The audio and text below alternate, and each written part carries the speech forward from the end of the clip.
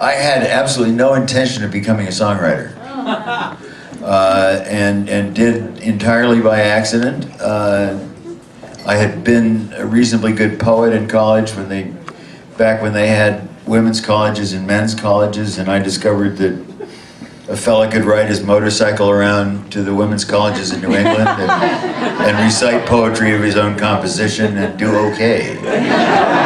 If the poetry was any good, and my poetry instructor at the time was Richard Wilbur, who was the poet laureate of the United States. I confessed my motives to him at one point. He said, "My God, man, what did you think it was for?"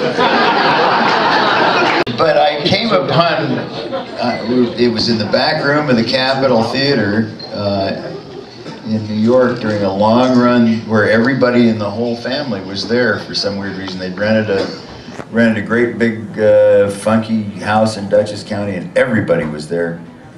And I came upon Bob Hunter and Bobby trying to write a song.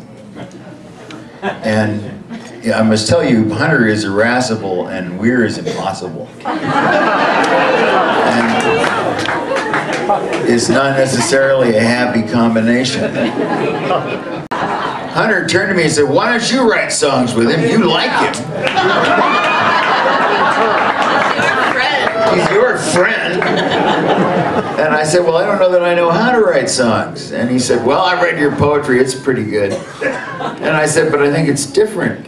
And he said, "Oh yeah, it's very different, but you'll figure it out or not."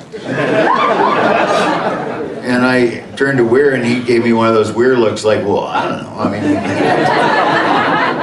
So I went home and I wrote Mexicali Blues, and because he was singing cowboy songs in those days, and I thought, we had just come back from Mexico anyway, and we had just had this completely surreal trip to Mexico in a 3-cylinder Saab with John McIntyre, rest his soul. Yeah. Yeah.